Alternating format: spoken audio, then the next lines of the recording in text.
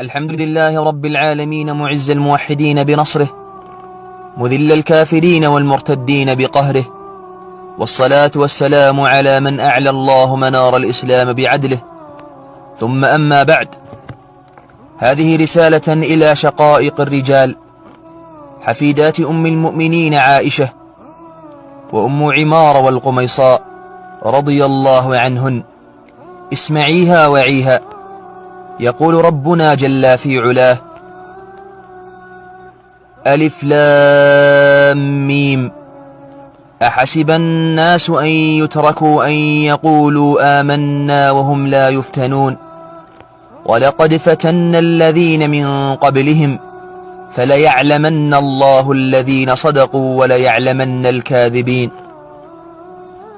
فيا أيتها الأخوات المؤمنات، هذا الخطاب من رب الأرض والسماوات، فمن تربع عندها التوحيد في سويداء قلبها فكانت من أهل الولاء والبراء، لا بد أن تجري عليها السنة الكونية كما تجري على الموحدين في كل مكان.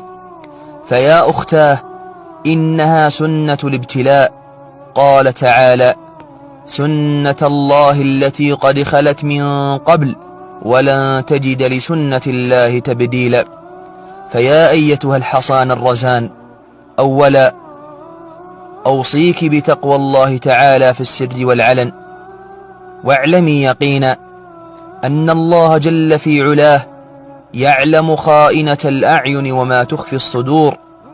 قال سبحانه: ولباس التقوى ذلك خير. وقال سبحانه: ومن يتق الله يجعل له مخرجا ويرزقه من حيث لا يحتسب. ثالثا، أن من سمات المرأة الصالحة التي بينها النبي صلى الله عليه وسلم في الحديث الذي يرويه أبي داود أنها تحفظ زوجها في غيابه عنها، لما نزل قوله تعالى: والذين يكنزون الذهب والفضة، كبر ذلك على المسلمين. فجاء الفاروق عمر رضي الله عنه إلى رسول الله صلى الله عليه وسلم يحدثه بخبر القوم وبحديث القوم، ثم قال له النبي صلى الله عليه وسلم بعدما بين له: ألا أخبرك بخير ما يكنز المرء؟ المرأة الصالحة إذا نظر إليها أسرته، وإذا أمرها أطاعته، وإذا غاب عنها حفظته. فاحفظي زوجك في غيابه، فإنك تعلمين ما يحب ويكره.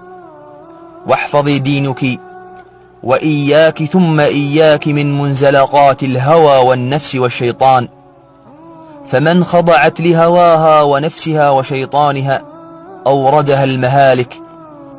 واحفظي السمع والبصر والفؤاد، فإنها من نعم الله، فلا تسمعي وتنظري إلى ما حرم الله.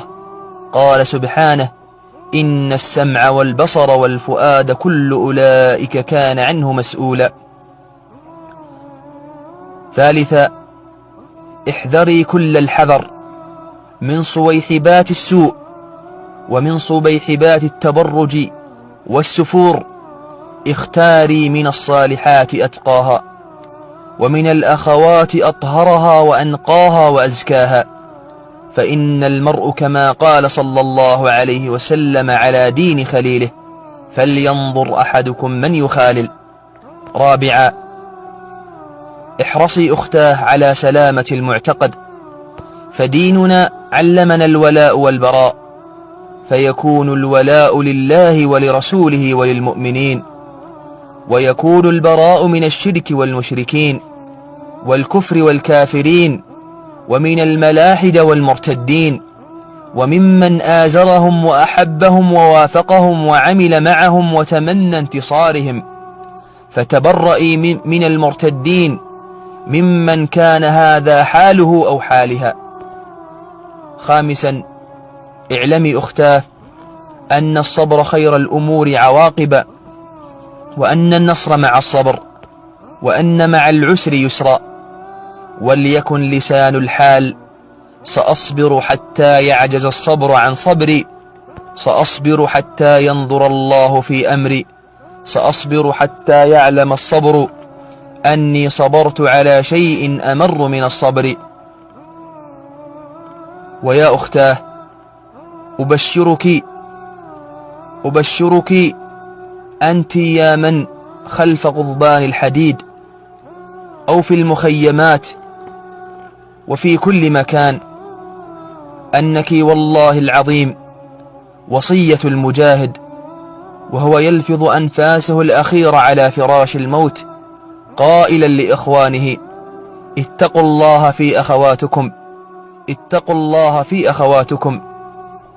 واعلمي أننا ما نسينا من قتل زوجها أو أسر أو فقدت ابنها، وأننا بإذن الله تعالى سنثأر لأعراضنا وأخواتنا، ولن ننسى العين التي بكت دموع، سنبكي نساءهم دماء، ونرد المكيال مكاييل، والصاع صاعات، والحرب سجال كر وفر. وإننا لصبر في الحرب، صدق عند النزال، بايعنا على السمع والطاعة حتى يكون الدين كله لله، وتكونين أختاه حرة كريمة في أرض تحكم بشرع الله إن شاء الله تعالى.